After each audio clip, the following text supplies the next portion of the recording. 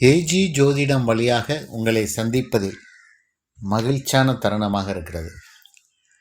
நண்பர்களே, ஆன்மீக நண்பர்களே, காலை வணக்கம். இன்னைக்கு சுக்கிரனுடைய ராகு சேர்க்கை. சுபக்கிரகம் சுக்கிரன், ராகு பாம்பு கிரகம். அப்போ சுபக்கிரகமான சுக்கிரன் கூட ராகு சேரும் போது அதனுடைய பாதிப்பு எப்படி இருக்கும்? இது தோஷம்தான். இது பெரிய லெவலில் பெரிய ஒரு நல்ல ஜாதகருக்கு நல்லது செய்யாது. இப்போ சுக்கிரன்கிறது பெண் கிரகம். அப்போ பாம்பு சேரும் போது பெண்களால் அவமானம் அல்லது பெண்களால் தொந்தரவு, இது யாருக்கு இருந்தாலும் சரிதான். ஆண் பெண் இருபாலர் ஜாதகத்தில் இந்த சுக்கிரன் ராகு சேர்ந்து பாவத்தன்மை அடைந்தால், அதாவது இது பொது பலன்கள் தான், பாவத்தன்மை அடைந்தால் அந்த பாவத்துக்கு ஏற்ப அந்த பலன்களை செய்யும். லக்னாதிபதி பலங்களும் தசாநாதனுடைய பலங்களும் உங்களுக்கு பலமாக இருந்தால் இது பெரிய லெவலில் பாதிப்பு இருக்காது. சுக்கிரனோட ராகு சேரும்போது, சுக்கிரன்கிறது மோகம், கட்டுக்குள் இருக்கும் மோகம், காமம். ராகு சேரும்போது கூடுதலான காமம், மோகம் உண்டாகும். தவறுகள் செய்து அதிலிருந்து என்ன நடந்தாலும் பரவாயில்ல, துணிஞ்சு தவறு செய் அப்படின்னு சொல்லக்கூடியது சுக்கிரனுடைய ராகு. சின்ன வயதில், இளம் வயதில் ஆண் பெண் இருபாலருக்கும் இந்த சேர்க்கை இருந்ததுன்னா ஒழுக்கம் கெடும். அதாவது குடும்பத்தில் பிரச்சனை வரும். முறை தவறிய காதல், அதாவது வயது மிகுந்த காதல். பெண்ணுக்கு வயசு ரொம்ப கம்மியாக இருக்கும், ஆணுக்கு ரொம்ப வயசு கூட இருக்கும். அல்லது ஏற்கனவே திருமணமான ஆணை காதலிக்கிறது, இல்லை திருமணமான பெண்ணை இப்படி முறை தவறிய காதல்லாம் வரும். ஆசை அதிகமாக இருக்கும். ஞானத்தை வெளியேற்றி மோகத்தை அதிகரிக்க செய்வார் ராகு. இப்போ சுக்கிர பகவான் விதையை போட்டார் அப்படின்னா, இந்த காமம் என்ற விதையை போட்டார் அப்படின்னா அதில் அழகாக தண்ணி ஊற்றி ஜோராக வளர்க்கக்கூடியவர் ராகு. ராகு அதை தான் செய்வார். போகக்காரகர். தேவைக்கு அதிகமாக சிந்திக்கிறது, தேவைக்கு அதிகமாக அவங்களுக்கு வேண்டும் என்று நினைக்கிறது ராகு. அது சுக்கிரனோட சேரும் போது அப்படி தான் நடக்கும். உழைக்காமல் வருமானம் வரக்கூடிய செயல்களில் இறங்குவாங்க. திடீர்னு அதிர்ஷ்டம் வரணும், ஒரே நாள் இரவில் அதிர்ஷ்டம் வரக்கூடிய வாய்ப்புகளை தேடுவாங்க. இந்த வாய்ப்பு இருந்தால், சேர்க்கை இருந்தால் இவங்களுடைய மனநிலை இப்படி தான் இருக்கும். ஒரே நாள் இரவில் பணக்காராகக்கூடிய வாய்ப்பு எதில் இருக்குது? லாட்ரி டிக்கெட்டில் இருக்கா, பங்குச்சந்தையில் இருக்கா, புதையல் கிடைக்குமா அப்படின்னு மனது அலைபாயும். யாருடைய அட்வைஸ் கேட்க மாட்டாங்க.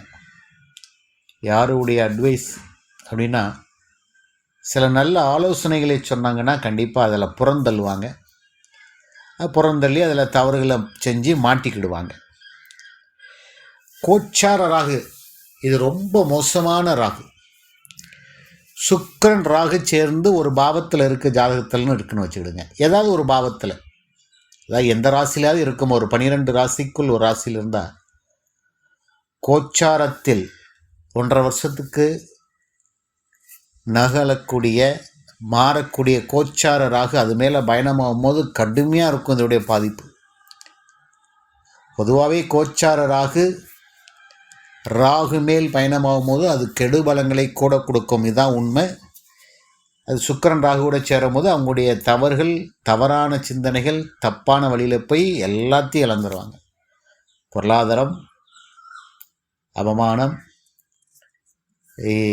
தேவையில்லாத செயல்களை செய்து சிறைவாசம், இதெல்லாம் ஆண் பெண் இருபாலருக்கும் இந்த விஷயங்கள் பொருந்தும். அம்மாவுடைய உறவுகள் கசக்கும்.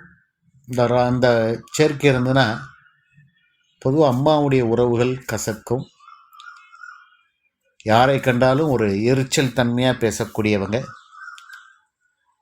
இந்த சேர்க்கை இருக்கும்போது ரொம்ப கவனமாக இருக்கணும். ஒரு 60 வயசுக்கு மேலே இந்த சேர்க்கை இருந்ததுன்னா ஒரு பெரிய லெவலில் பாதிப்பு இல்லை. சின்ன வயசுலேயே இந்த சேர்க்கை இருக்குது அப்படின்னா ஆண் பெண் இருபால இருக்கும், ஆணாக இருக்கட்டும் பெண்ணாக இருக்கட்டும். இந்த சேர்க்கை இருந்து 4ஆம் பாவத்தில் இருக்குது, சுகஸ்தானத்தில் இருக்குது, லக்கணத்துக்கு 4ஆம் பாவத்தில் இருந்தால் ரொம்ப கவனமாக இருக்கணும். 4ஆம் பாவத்தில் இருந்தால் ஒழுக்கம் கண்டிப்பாக கெடும், படிப்பு கெடும். ஒழுக்கம் கெட்டாச்சுனாலே படிப்பு கெட்டு போகும். அப்போ கடிப்பு கட்டியாச்சுன்னா பெரிய லெவலில் முன்னுக்கு வர முடியாது, அதோட போயிடும் வாழ்க்கை. 2ஆம் பாவத்தில் இருந்தது அப்படின்னா முறை தவறிய காதல், முறை தவறிய திருமணம், வரம்பு மீறிய உறவுகள் அப்படிலாம் நடக்கும். இதுவே 7ஆம் பாவத்தில் இருக்குது அப்படின்னு வைத்துக்கொள்ளுங்கள். அப்போ 7ஆம் பாவத்தில் இருக்குன்னா 2 திருமணம், 3 திருமணம், அதாவது திருமணம் செஞ்சுட்டு வாழ்கிறது, ஊருக்கு தெரியாமல் வாழ்கிறது, இல்லை திருமணம் ஆனப்பருவ இன்னொரு பெண்ணோட தொடர்பு, இப்படி எல்லாம் அமைப்புகளை கொடுக்கும், கண்டிப்பாக கொடுக்கும். அப்போ இது எங்கே இருந்தால் நல்லது அப்படின்னா 10-11 இருந்தால் ரொம்ப நல்லது. மற்ற இடங்களில் இல்லாமல், லக்கணத்தில் இல்லாமல் 11ஆம் பாவத்திலும் 10ஆம் பாவத்திலும் இருக்கிறது நல்லது. 11ஆம் இடத்தில் எந்த பாவக்கிரக சேர்க்கை நன்மை செய்யுங்க. 11ஆம் இடங்கிறது லாபஸ்தானம். அதில் எத்தனை கிரகம் இருந்தாலும், என்ன பாவக்கிரகம் இருந்தாலும் நன்மையை தான் செய்யணும், நன்மையை தான் செய்யும். அதுதான் அந்த இடம். 11ஆம் இடங்கிறது அதுதான், அது லாபஸ்தானம். 10ஆம் இடத்துல தொழில் ஸ்தானத்தில் இருந்தால் தொழிலே கெடுப்பார். இல்லை, குரு பார்த்தார் அப்படின்னா அமோகமான தொழில் நடக்கும். அதாவது இவங்க எதிர்பார்க்கதை விட நல்ல அந்த தொழிலை டக்குன்னு முன்னேறிடுவாங்க. இந்த கடல் கடந்து வாணியம் செய்கிறது, அழகு சாதன விற்பனை பண்ணுறது, நடனம், நாட்டியம், இந்த மாதிரி கலைத்துறையில் ஜெயிக்கிறது, இந்த மாதிரி ஏதாவது குறுக்கு வழியிலையும் வச்சுக்கிடுங்களேன். குறுக்கு வழியில் கூட ஈஸியாக சம்பாத்தியம் பண்ணிடுவாங்க. 10ஆம் இடத்துல சேர்க்கை இருந்து சுப கிரகடைய தொடர்பு இருந்ததுன்னா போதும்.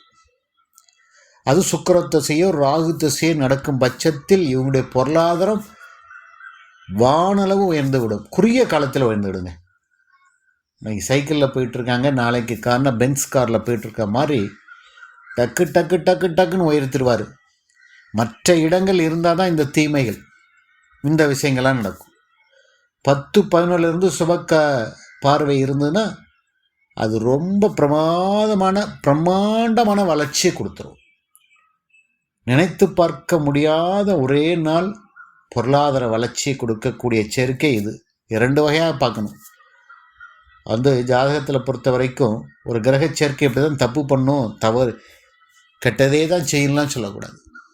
இந்த சேர்க்கை இந்த இடத்துல இருந்ததுன்னா இது அமோகமான பொருளாதார வளர்ச்சியை கொடுக்கும். நல்ல சேர்க்கை, ஆனால் எடுக்க வேண்டிய இடத்துல இருந்தால் மட்டும்தான் இது செய்யும். இந்த வீடியோ பிடிச்சிருந்தா லைக் பண்ணுங்கள், ஷேர் பண்ணுங்கள், சப்ஸ்கிரைப் பண்ணுங்கள். நன்றி, வணக்கம்.